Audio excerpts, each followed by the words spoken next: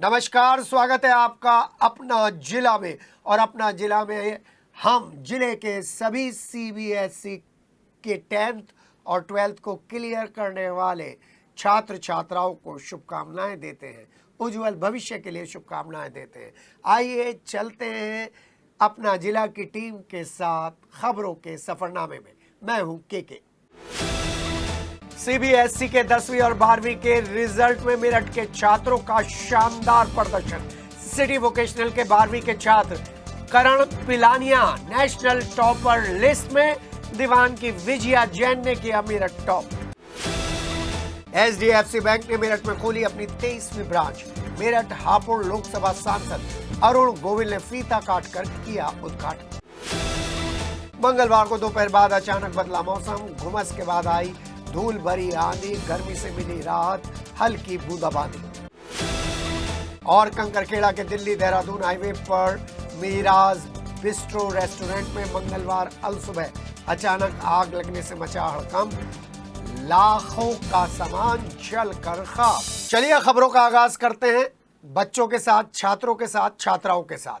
मंगलवार को सीबीएसई के 10वीं और 12वीं के रिजल्ट घोषित हो गए।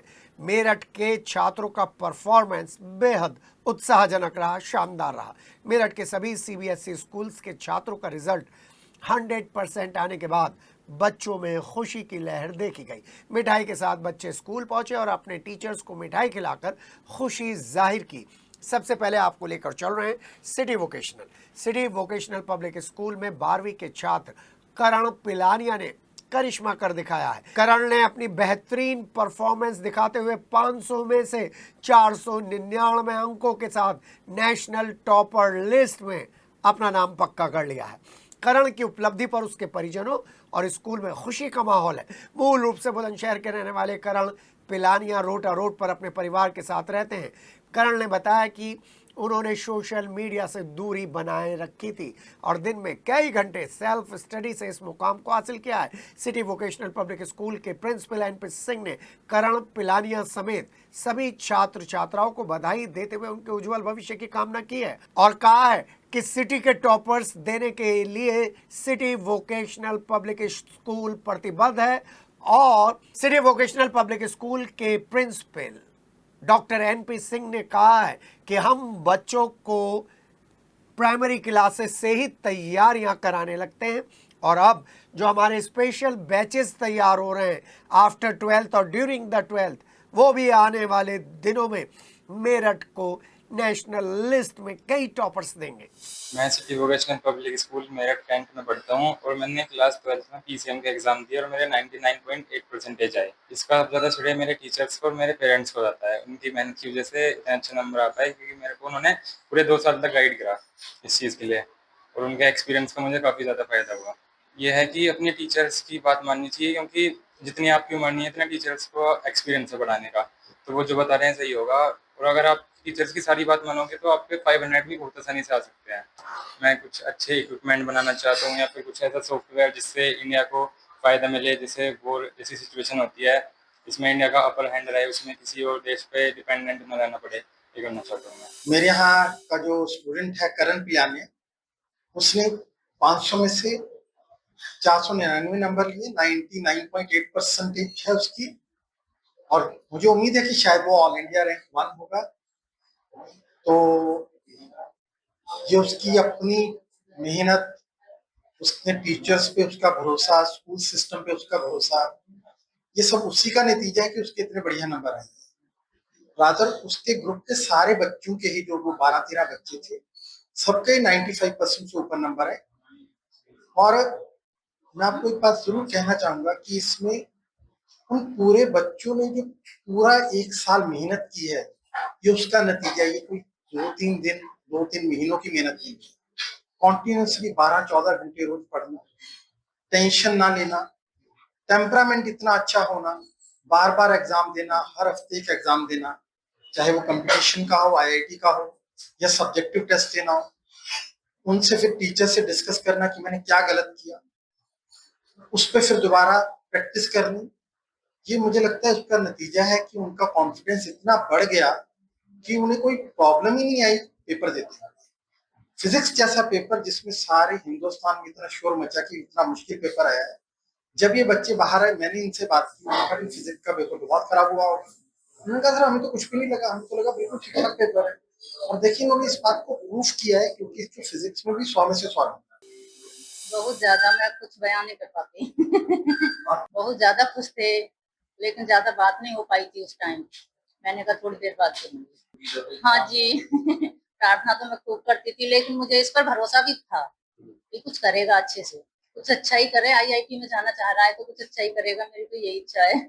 अब आपको लेकर चल रहे हैं वेस्टर्न रोड के दीवान पब्लिक स्कूल में, जहां 10वीं की छात्रा विजया जैन ने 98.8% स्कोर कर मेरठ टॉप कर दिया है। विजया जैन की इस उपलब्धि पर उनके माता पिता और स्कूल एडमिनिस्ट्रेशन, स्कूल मैनेजमेंट बेहद खुश है। School principal A.K. दुबे ने सिटी टॉपर विजया जैन के साथ साथ सभी टॉपर छात्रों को मिठाई खिलाकर उनको उज्जवल भविष्य के लिए शुभकामनाएं दी। मेरठ टॉपर विजया जैन ने बताया कि वो सेल्फ स्टडी करती थी और बोर्ड्स की प्रिपरेशन के दौरान सोशल मीडिया से दूरी बनाए रखी। विजया के साथ साथ स्कूल के दूसरे छात्रों ने भी बेस्ट स्कोर कर स्कूल का नाम रोशन कर दिया। 10th में 98.8%। कितनी मेहनत करी है आपने? काफ़ी मेहनत की है। ट्यूशन वगैरह? बस मैथ्स का एक ट्यूशन जाती थी, बाकी सेल्फ। हाँ, पूरे 10th में मतलब डेली ऑलमोस्ट पढ़ाई करनी पड़ती थी, रात को भी कई टाइम तक पढ़ाई करनी पड़ती थी। बस वही उनसे ही आया है। मेहनत का श्रेय सबसे ज़्यादा तो पेरेंट्स को, क्योंकि वही सबसे ज़्यादा लीडिंग फोर्स होते हैं इस चीज़ में। और उसके बाद में अपने मैथ्स के सर को, गुरु क्लासेस में वो मुझे पढ़ाते हैं। एंड साइंस भी मैंने वहीं पे पढ़ी है, गर्वित sir, and maths by Abhishek sir, and English का भी शालिनी मैम। दीवान का रिज़ल्ट बहुत अच्छा रिज़ल्ट रहा है ना। हम रिज़ल्ट को 2 हिस्सों में बांटते हैं, एक हॉरिजॉन्टल और एक वर्टिकल बोलते हैं।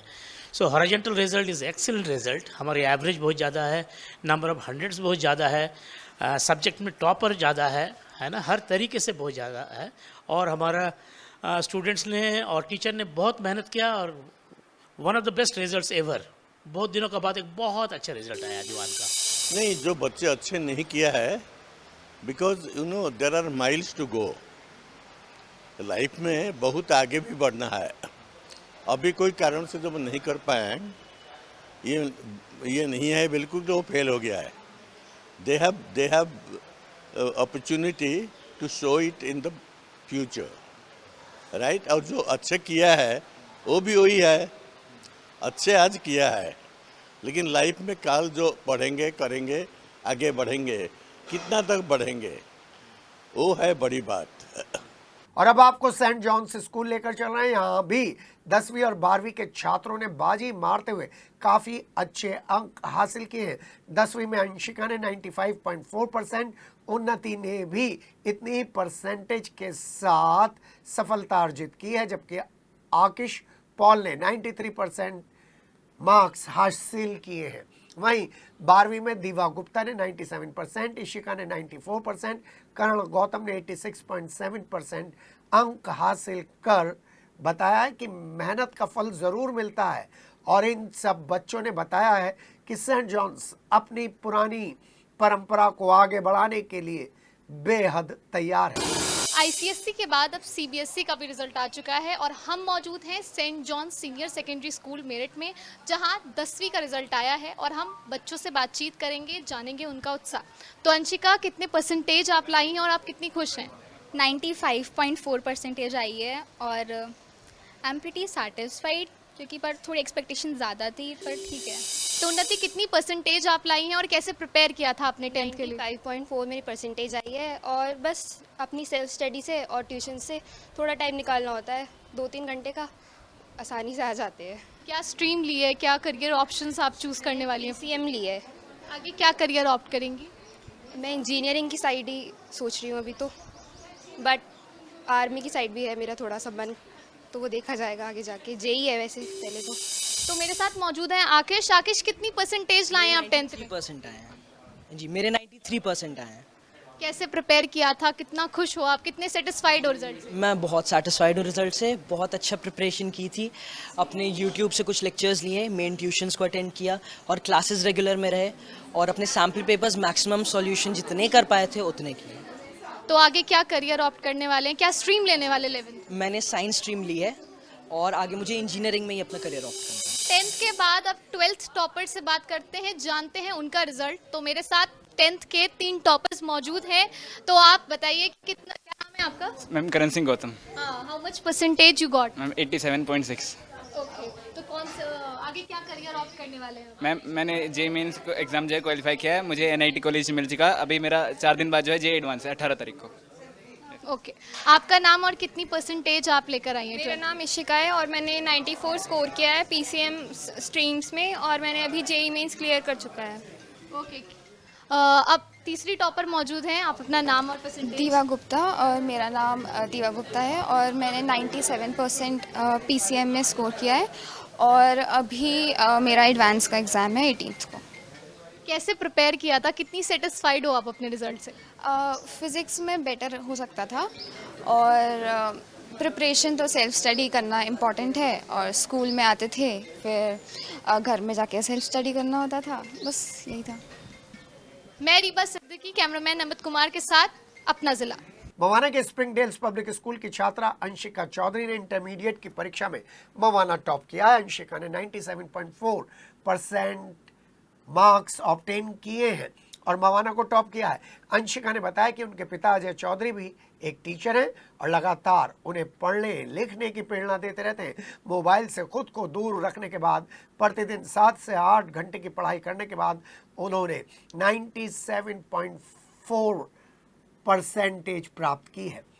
12वीं के छात्र सात्विक रस्तोगी ने भी 94.8% के साथ पहला स्थान प्राप्त किया है, जबकि अविरल जैन ने कॉमर्स साइड में 91.6% के साथ फर्स्ट पोजीशन पाई है। स्कूल के अंतर्गत स्प्रिंगडेल्स पब्लिक स्कूल के बच्चों के साथ अच्छे मार्क्स आने के बाद विद्यालय के स्टाफ और MD मनोज रस्तोगी और मीनू रस्तोगी द्वारा सभी बच्चों को मिठाई खिलाकर शुभकामनाएं दी गई हैं। सिटी हलचल से बातचीत करते हुए अंशिका चौधरी ने कहा वो आगे चलकर IAS बनना चाहती है और स्पेशली वेमेन एम्पावरमेंट के लिए काम करना चाहती है।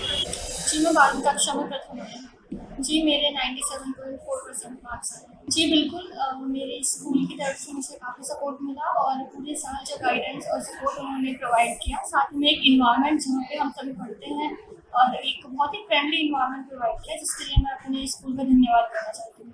जी मैं युवा पीढ़ी को एक संदेश देना चाहूँगी कि प्लीज़ अपनी पढ़ाई पर और अपनी कैरेक्टर डेवलपमेंट पर, पर्सनैलिटी डेवलपमेंट पर काफ़ी काम कीजिए, कि आगे जाकर शिक्षा ही हमारी ताकत बनती है। जी सोशल मीडिया आज के समय में काफ़ी बड़ा डिस्ट्रैक्शन है, बच्चे काफ़ी घंटे तक अपने फ़ोन पे वेस्ट कर देते हैं। मैं यही कहना चाहूँगी कि आप प्लीज़ अपनी पढ़ाई पर फोकस करें और सोशल मीडिया जब हम इस्तेमाल करते हैं तो उसका हमें फल तब नहीं मिलता है, परीक्षा के दिन जब हमारा रिजल्ट आता है उस समय हमें पता चलता है, रियलाइज होता है कि हमारी पढ़ाई की कितनी इम्पोर्टेंस है। तो मैं यही कहना चाहूँगी अपने आप पर विश्वास रखें और अपनी पूरी मेहनत से पढ़ाई दें, अपना 100% दें, तो आपका रिजल्ट भी अच्छा आएगा और आगे जाकर देश की सेवा करें और अपना समाज में और बेहतर स्थिति और उसमें अपना योगदान दें। मेरा सपना यह है कि मैं आगे जाके बीटेक आपका CSE में साइबर सिक्योरिटी परस्यू करूँ और उसमें काफ़ी ज़्यादा स्किल्स कमाऊँ और अपने पेरेंट्स का नाम रोशन करके और आगे इसी फील्ड में मैं अपना रिसर्च करूँ। मेरे पास कॉमर्स स्ट्रीम थी 10th में। 10th के बाद मेरा जो रुचि थी वो अकाउंट्स BST इन सब्जेक्ट्स में थी, तो मैंने कॉमर्स ली। उसके बाद मैं इतना पढ़ा भी नहीं, मज़े भी पूरे लिए हैं। उसके बाद मेरे 91.6% आए, तो उसके लिए सबसे बड़ा श्रेय मैं अपने टीचर्स को देना चाहूँगा, स्प्रिंगडेल्स फैमिली को देना चाहूँगा। उनके लिए जैसे अमित सर थे, अमित गुप्ता सर, उन्होंने मेरी अकाउंट्स में बहुत हेल्प करी। मेरे 98 मार्क्स आए हैं अकाउंट्स में सबसे ज़्यादा। बस मैं इसके लिए अपने स्कूल वालों को और अपने परिवार को भी बहुत ज़्यादा थैंक्स देना चाहता हूँ। पल्लवपुरम फेज 2 के RNV इंटरनेशनल पब्लिक स्कूल का CBSE रिजल्ट भी 100% रहा है। विद्यालय ने एक बार फिर अपनी गौरवशाली परंपरा को कायम रखते हुए CBSE द्वारा आयोजित कक्षा 10वीं और 12वीं की बोर्ड परीक्षा में 100% रिजल्ट दिया है। 10वीं के रिजल्ट में 94.8% के साथ अभय वर्मा नंबर 1, 92.8% के साथ युवराज चौहान सेकंड पोजीशन पर और 92% के साथ अक्षरा तीसरी पोजीशन पर थे। स्कूल के मैनेजमेंट ने सभी को इस शानदार प्रदर्शन के लिए हार्दिक शुभकामनाएं दी और उज्जवल भविष्य की कामना की है। वेस्टर्न रोड के दर्शन एकेडमी के छात्रों ने सीबीएसई के 10वीं और 12वीं बोर्ड की परीक्षा में बेहतरीन रिजल्ट दिया है। विद्यालय के छात्रों ने अपनी मेहनत और शिक्षकों के मार्गदर्शन से शानदार प्रदर्शन करते हुए अपने परिवार का, समाज का और विद्यालय का नाम रोशन किया है। इस साल कक्षा 10वीं में 120 और 12वीं में 117 बच्चों ने परीक्षा दी थी। परीक्षा परिणाम 100% रहा है। कक्षा 12वीं में मोहम्मद अदीब ने 97.6% के साथ फर्स्ट पोजीशन प्राप्त की है विद्यालय में, जबकि इशिता चौधरी ने 97% मार्क्स के साथ सेकंड पोजीशन पर अपना दावा पेश किया है। रेवा गोयल ने 95.6% के साथ थर्ड पोजीशन ली है। तो वहीं कक्षा 10वीं में मंथिका कपूर ने 97.4% के साथ विद्यालय में फर्स्ट पोजीशन प्राप्त की है। वहीं रुद्र ने 95.8% के साथ सेकंड पोजीशन पर दावा ठोका है। निहारिका शर्मा ने 95.6% के साथ थर्ड पोजीशन प्राप्त की है। स्कूल के प्रिंसिपल विश्वजीत दत्ता ने छात्रों को बधाई देते हुए कहा है कि विद्यार्थियों की ये सफलता विद्यार्थियों की मेहनत, शिक्षकों के समर्पण, अभिभावकों के सहयोग के अलावा स्कूल के बेहतरीन प्रोग्राम का प्रतिफल है। परतापुर के दिल्ली देहरादून हाईवे स्थित वेद व्यासपुरी में मंगलवार दोपहर HDFC बैंक की 23वीं ब्रांच का उद्घाटन मेरठ हापुड़ लोकसभा सांसद अरुण गोविल ने फीता काटकर किया।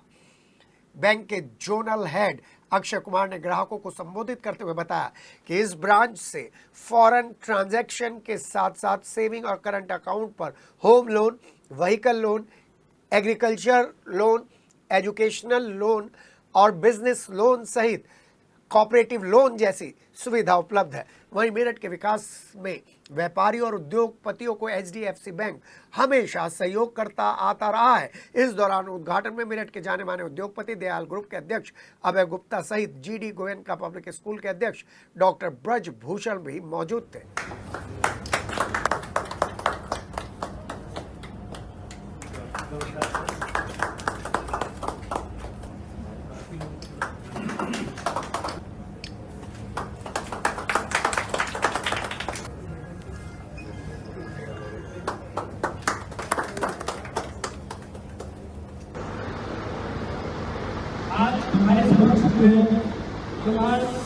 मुझे बहुत खुशी है, एक नई ब्रांच परतापुर क्षेत्र में खुली है और यहाँ के जो निवासी हैं और इंडस्ट्री है उन सबको बहुत यहाँ से सहयोग मिलेगा और सुविधा मिलेगी। जहाँ तक दयाल ग्रुप का सवाल है, हम लोगों ने अपना वर्किंग कैपिटल के लिए HDFC बैंक से करार किया है। मुझे आज यहाँ पर उद्घाटन के अवसर पर आकर बहुत ही सुखद अनुभव हुआ। मुझे उम्मीद है कि हमारा पूरा ग्रुप तो आपके साथ है ही ऑलरेडी पहले ही, और ये उम्मीद करता हूँ कि हमारे स्टूडेंट्स के लिए भी आप विशेष प्रोग्राम चलाएंगे और स्टाफ का पूरा हमारा ध्यान रखेंगे और जनहितार्थ जो भी बैंक के कार्य होंगे वो आप करेंगे। आज यहाँ पे श्री हमारे माननीय अरुण गोविल जी के हाथों से इस ब्रांच का उद्घाटन किया गया। ये HDFC बैंक की 23वीं ब्रांच है मेरठ डिस्ट्रिक्ट में और यहाँ पर ग्राहकों के लिए सभी तरीके की सुविधाएं हैं, जैसे सेविंग अकाउंट, करंट अकाउंट, जो हमने लोन्स देते हैं, चाहे हम बड़े लोग MSME के लोन हो, चाहे हमारे किसानों के लिए लोन हो, या हमारे नीचे जो है जिनको हम SLI लोन बोलते हैं, सामूहिक लोन हम उनको देते हैं, एजुकेशन लोन हो, कार लोन हो, 2 व्हीलर लोन हो, तो हर तरीके की सुविधा रहेगी। क्रेडिट कार्ड, डेबिट कार्ड, सारी की सुविधाएं इस ब्रांच से मिलेंगी। मेरठ समेत आसपास के जिलों में गर्मी का प्रकोप तो बढ़ा, लेकिन शाम होते होते तक NCR में बारिश के छींटों ने मौसम को खुशगवार कर दिया। दिल्ली में बारिश की छींटें आईं, लेकिन मेरठ में दोपहर के बाद जो मौसम बदला तो घुमस बन गई और पारा 38 डिग्री के पार पहुंच गया। लेकिन शाम होते होते हल्की सी धूल भरी आंधी चली तो उससे तापमान में गिरावट दर्ज की गई और थोड़ी सी गर्मी में राहत महसूस हुई और कहीं कहीं पर बारिश की छींटें भी पड़ी हैं। धूल भरी आंधी से लोगों को परेशानी हो रही है और हल्की सी आंधी आते ही बिजली का गायब हो जाना शायद विद्युत विभाग के लिए एक रूटीन बन चुका है। इसलिए मौसम बदलते ही कई इलाकों की कई घंटों तक बिजली गायब रही। कंकरखेड़ा थाना क्षेत्र के दिल्ली देहरादून हाईवे पर मीरा बेस्ट रेस्टोरेंट में मंगलवार अल सुबह अचानक आग लगने के बाद हड़कंप मच गया, जिसके बाद रेस्टोरेंट के कर्मचारियों ने आग पर काबू पाने का भरसक प्रयत्न किया, लेकिन सफलता नहीं मिली। आग बढ़ती ही जा रही थी। आग लगने की सूचना मिलते ही मौके पर पहुंची फायर ब्रिगेड की टीम ने बड़ी मुश्किल से आग को बुझाने की कोशिश की और इसमें उन्हें घंटों की मशक्कत करनी पड़ी, लेकिन आग लगने से रेस्टोरेंट में काफ़ी सामान जलकर खाक हो गया। आग कैसे लगी, इस बात की जानकारी जुटाई जा रही है। फिलहाल आग लगने के बाद की स्थिति देखकर लगता है कि यह आग शॉर्ट सर्किट की वजह से लगी होगी। दिल्ली देहरादून हाईवे पर नगली गेट से 50 मीटर की दूरी पर एक गोदाम बनाया जा रहा है। अचानक सिलेंडर गिर गया। तभी चारों तरफ से आवाज आई, क्या इसका नक्शा पास था या एमडीए ने फिर यहाँ कोई सेटिंग गेटिंग की है? लेकिन आधिकारिक सूचना हमें जो अभी तक नहीं मिली है, सूत्रों के अनुसार जो सूचना मिली है उससे पता चलता है यहाँ पर नक्शा पास नहीं था। लेंटर गिरने के बाद मिस्त्री और मजदूरों में भगदड़ मच गई। गनीमत यह रही कि हादसे के दौरान कोई भी मिस्त्री कोई भी मजदूर घायल नहीं हुआ। नगली गेट से 50 मीटर की दूरी पर गांव सकौती के रहने वाले कृष्ण का अवैध गोदाम बन रहा है। मंगलवार की देर शाम उस पर चुपचाप चोरी से लैंटर डाला जा रहा था और लैंटर भरभरा कर गिर पड़ा। गोदाम में काम कर रहे मजदूर और मिस्त्रियों में भगदड़ मच गई। स्थानीय थाना पुलिस भी पहुंच गई है, लेकिन सेटिंग गेटिंग के जरिए मामला सेट हो गया है, ऐसे सूत्र हमको बता रहे हैं। गोदाम तो अवैध रूप से बन रहा था, लेकिन क्या इन लोगों के खिलाफ कार्रवाई की जाएगी? एसएसपी महोदय और सीएओ महोदय के संज्ञान में ये खबर आनी चाहिए। वहीं पास में 2 और होटल बने हैं जो कि पूर्णतः अवैध हैं। सरदना थाना क्षेत्र के झिटकरी गांव में मंगलवार को एक युवक ने ताबड़तोड़ फायरिंग कर दहशत फैला दी। अंबेडकर भवन के पास लगभग 7 राउंड फायर किए और सूचना मिलने के बाद पुलिस ने आरोपी को तमंचे के साथ गिरफ्तार किया। आरोपी का नाम दीपांशु है। गांव में हुई एक घटना के चलते दलित और जाट पक्ष के बीच में तनाव चल रहा है। ऐसे में आरोपी के इस कृत्य से पुलिस में हलचल मच गई है। मुकदमा दर्ज कर पुलिस ने आरोपी को जेल भेजने की बात कही है। मवाना थाना क्षेत्र के गांव तिगरी के किसानों ने मंगलवार को बड़ी संख्या में तहसील पहुंचकर एसडीएम मवाना को एक ज्ञापन सौंपा और किसानों ने एसडीएम दीपक माथुर को बताया कि उनके गांव में बीते कई दशकों से मवाना बिजली घर से जंगल और गांव की विद्युत की सप्लाई हो रही है, लेकिन पीवीवीएनएल द्वारा नया प्रस्ताव पास करते हुए नीलोहा बिजली घर से गाँव और जंगल की लाइन जोड़ने का काम शुरू करा दिया गया था। मंगलवार को किसानों ने विद्युत लाइन शिफ्ट का काम रुकवा दिया था और एसडीएम दीपक माथुर से पहले की तरह मवाना बिजली घर से विद्युत आपूर्ति चलते रहने की मांग की है, जिस पर एसडीएम दीपक माथुर ने विद्युत विभाग के अधिकारियों से जानकारी हासिल करने के बाद उनकी समस्या पर गौर करने का आश्वासन दिया है। विद्युत लाइन का निर्माण कराया जा रहा है नीलोहा बिजली घर से, जिसमें किसान और ग्रामीण और हमारा संगठन नहीं चाहता कि उस लाइन का निर्माण। हमारा पुराना बिजली घर है डिकोली रोड पे मवाना में, उसी से ही हमारी जंगल की भी बिजली बना दो लाइन और गांव की बना दो, हमें इससे कोई ऐतराज नहीं है। नीलोहा से जो लाइन का काम चल रहा है वो हमने फिलहाल रोक दिया है। अगर वो काम चालू होगा हम उसे फिर रोकेंगे, वो लाइन हम बनने नहीं देंगे।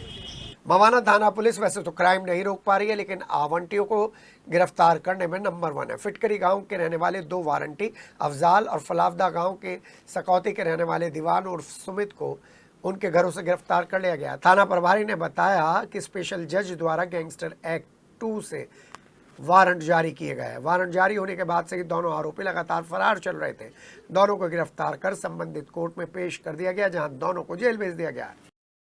मेरठ कॉलेज रेंजर टीम ने भीषण गर्मी के चलते नींबू पानी और रूह अफ़ज़ा शरबत वितरण शिविर लगाया, जिसका उद्घाटन मेरठ कॉलेज के मुख्य नियंता प्रोफेसर अनिल राठी और dean Meerut college professor Anita Malik ने किया। इस अवसर पर वरिष्ठ फैकल्टी भी उपस्थित थी।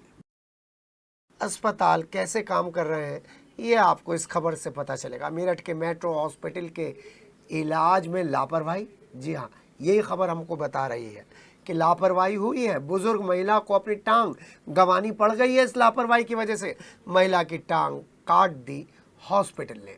ये आरोप लगाते हुए हापुड़ के रहने वाले सोनू कुमार ने मेरठ के पुलिस आला अधिकारियों को एक ज्ञापन सौंपते हुए तहरीर सौंपते हुए कार्रवाई की मांग की है। पीड़ित बेटे सोनू ने बताया कि उनकी माताजी की तबीयत अचानक बिगड़ गई थी, तो उन्होंने अपनी माताजी को मेरठ के मेट्रो अस्पताल में भर्ती कराया था, जहां पर डॉक्टर संकेत गर्ग ने गलत दवाई देकर उनकी मां को वापस घर भेज दिया, जिसके बाद अगले ही दिन पैरों की हालत बिगड़ने पर वापस अस्पताल लाया गया तो पीड़ित बेटे सोनू ने आरोप लगाया कि मेट्रो हॉस्पिटल के डॉक्टर संकेत गर्ग ने उनकी मां को भर्ती करने से इनकार कर दिया, जिसके बाद वो अपनी मां को आनन फानन दिल्ली लेकर पहुंचे, जहां डॉक्टर्स ने बताया कि जिस डॉक्टर ने पहले इलाज किया था उसकी लापरवाही से पैर में इन्फेक्शन फैल गया है और टांग काटनी पड़ रही है, जिसके बाद पीड़ित ने मेट्रो हॉस्पिटल के खिलाफ वकील के जरिए नोटिस भिजवा दिया है और तहरीर भी दे दी है।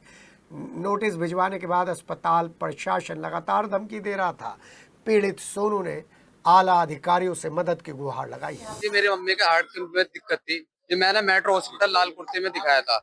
उन डॉक्टरों ने बोला भैया हार्ट में दिक्कत है इसलिए एक टेस्ट करना पड़ेगा, एंजियोग्राफी करवाई जी मैंने 11,000 रुपए में। उनके दौरान जी हमारी मम्मी का दाहिना पैर चलना बंद हो गया। फिर मैंने उसी दौरान डॉक्टरों से पूछा ना भैया हमारी मम्मी का पैर नहीं चल रहा। उन डॉक्टरों ने कहते भैया इस पैर में ट्यूबवेल जिम गया, हम एक सर्जरी कराएंगे 1.5 लाख रुपए की। मैंने कहा सर मेरे पास इतने पैसे नहीं है, मेरी मम्मी का आयुष्मान कार्ड भी आएगा उससे चलाओ। उन्होंने कहा भैया इस सर्जरी में आयुष्मान कार्ड नहीं चलेगा। सर मैंने उनसे खूब वो करी, उन्होंने जब जाके मेरा आयुष्मान कार्ड चलाया, आयुष्मान कार्ड चलाने के बाद में सर उन लोगों ने ऐसी सर्जरी कर दी। सर्जरी करने के बाद आईसीयू से सीधा घर को भेज दिया, दूसरे दिन आईसीयू सीधा घर को भेज दिया। सर मैं जब दोबारा लाया उन लोगों ने कह दी सर पैर का हमारे अस्पताल में इलाज नहीं है। मैंने कहा सर जब पैर का इस चीज का इलाज नहीं है आपने ये सर्जरी क्यों करी सर? फिर सर उन्होंने फिर मैं सर एमसीसी हॉस्पिटल लेकर गया हापुड़ चुंगे पर। उन्होंने सर्जरी में वो दिक्कत थी सर हमारी मम्मी का पैर में छाले पड़ गए बहुत ज्यादा, जो उन्होंने सर्जरी करी खुली, जख्म को खुले छोड़ दिया सर उन्होंने। फिर मैं मेट्रो हॉस्पिटल में के बाद सर मैं ले गया एमसीसी हॉस्पिटल। वहाँ एक मैडम है कनिका सिंगर, उन्होंने एक जांच बोली थी, जो वो जांच 15,000 रुपए की हुई थी मेरी। उस जांच में उन्होंने देखा इन्होंने मैन नस काट दिए, ब्लॉक कर दिए। जो उन्होंने सर्जरी करी थी उसमें ऐसे मोटे मोटे दपोड़े पड़ गया, सड़ गया पैर। उन्होंने कहा जी टांग कटवानी पड़ेगी। सर मैंने उनकी भी नहीं मानी, मैं दिल्ली तक लेगा सब दर्जन में भी उन्होंने सारे टेस्ट करे, उन्होंने भी टांग काटने की। मैंने सर उन्होंने बोला भैया यहाँ लगेगा टाइम, आपके पास इतना टाइम नहीं है, आप कहीं और ले जाओ। हाँ जी स्थिति ऐसी है सर, मैंने टांग 2 बार कटवा दी। टांग 2 बार टांग कटने के बाद मैंने सर सीएम ऑफिस में लेटर दिया जी ऐसा ऐसा मेरे गया हुआ। उन्होंने सर एक जांच भी हुई हमारी, जांच में उन्होंने जी हमारे बयान ही उल्टे हो गए साहिब। इसमें जांच में उनकी कर दी उन्होंने, उसमें उन्होंने उस जांच में उन्होंने कर दिया जी वे डॉक्टर निर्दोष है सर।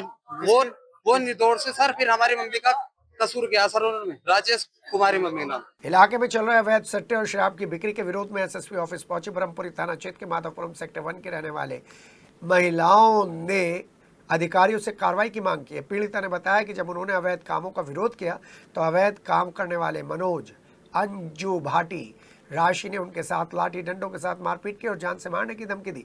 पीड़िता ने आला अधिकारियों के इलाके में अवैध काम बंद करवाने की मांग की है और आरोप लगाया कि ब्रह्मपुरी पुलिस की मिली भगत से ये सट्टा कारोबार चल रहा है। मामला ये था भैया, हम माधवपुरम सेक्टर 1 में रहते हैं किराए के मकान में। हमारे पड़ोस में जो मकान है उसमें नीचे जो रहता है बंदा, सावन फौजी का मकान है, उसमें रहता है दीपक वर्मा। वो उसका जुए सट्टे का काम है, वो करता है। वहाँ पे दारू पीते पीते 15 दिन हो गए उसे ये काम करते हैं। हमने विरोध करा तो एक सेकंड फ्लोर पे रहती है अंजू भाटी, उसकी बेटी रहती है राशि, उसका लड़का रहता है मनोज। उनको ज्यादा ऑब्जेक्शन हुआ। हमने ये ऑब्जेक्शन अगर हमने करा तो उसने हमारा विरोध करा। विरोध करने के बाद में उसने 4-5 लड़के बुलाए, हमें मारने की कोशिश करी, धमकी भी दी। मेरठ के चौधरी चरण सिंह विश्वविद्यालय में सुरक्षा कर्मियों के सामने दबंगों ने मेरठ कॉलेज के पूर्व छात्र संघ अध्यक्ष शुभम मलिक को सरियों से जानवरों की तरह पीटा। शुभम मलिक के साथियों की भी पिटाई की गई। इस पिटाई की वीडियो सोशल मीडिया पर वायरल होने के बाद पुलिस हरकत में तो आ गई है, लेकिन पिटाई करने वाला दबंग कह रहा है मेरा नाम सिद्धार्थ खसाना है और हवा भी हमसे पूछ कर चलती है। मामला शुक्रवार का बताया जा रहा है। मेरठ कॉलेज के पूर्व छात्र संघ अध्यक्ष शुभम मलिक अपने साथियों को चौधरी चरण सिंह विश्वविद्यालय के पंडित दीनदयाल छात्रावास छोड़ने के लिए पहुंचे थे। आरोप है कि तभी सिद्धार्थ खसाना और उसके गुर्गों ने शुभम और उसके साथियों को घेर लिया और पिटाई कर डाली। शुभम मलिक को घेर कर पीटा गया। शुक्रवार को की गई पिटाई का वीडियो वायरल होने के बाद एक ही बात सामने आई है कि इस वीडियो को वायरल करने का मकसद दहशत फैलाना है। दबंगई दिखाना है। इस मामले में मेडिकल थाना पुलिस ने सिद्धार्थ कसाना, विनय कुमार उर्फ सच्चा, आदित्य यादव और देव राणा के खिलाफ मुकदमा कायम कर लिया, लेकिन अभी तक कोई गिरफ्तारी नहीं हुई है। एसपी सिटी आयुष विक्रम सिंह का कहना है कि पूर्व छात्र संघ अध्यक्ष शुभम मलिक की पिटाई के मामले में गंभीर धाराओं में मुकदमा दर्ज किया गया है और आरोपियों की गिरफ्तारी को दबिशें दी जा रही हैं। अभी तक कोई सफलता नहीं मिली है। थाना मेडिकल में यूनिवर्सिटी पड़ती है, वहाँ पर दो छात्र के गुटों के बीच में आपस में मारपीट हुई थी 2 दिन पहले। इस मामले का पुलिस द्वारा संज्ञान लिया गया है। इसमें सुसंगत धाराओं में मुकदमा 4 लोगों के खिलाफ पंजीकृत किया गया है। इसमें पुलिस द्वारा 2 टीमें लगाई गई, इन्हें जल्द गिरफ्तार कर आवश्यक कार्रवाई की जा रही है। कंगरखेड़ा थाना क्षेत्र के रोटा रोड स्थित मुरलीपुर गाँव में मंगलवार की सुबह ही 2 पक्षों में मारपीट हो गई। आरोप है कि इस दौरान गुलफाम के परिवार के ऊपर उसके भाई रफीक के बेटों ने, जिनके नाम खालिद, काजिम और मुशर्रफ हैं, लाठी डंडों से हमला बोल दिया, जानलेवा हमला बोल दिया। गुलफाम की बेटी रेशमा गुड़िया के अलावा कई अन्य लोग गंभीर रूप से घायल हो गए। घटना की जानकारी मिलने के बाद मौके पर पहुंची पुलिस ने घायलों को इलाज के लिए प्यारेलाल जिला अस्पताल में भर्ती करा दिया है और हमला करने वालों की तलाश में पुलिस जुट गई है। पीड़ित पक्ष की तरफ से तहरीर दे दी गई है।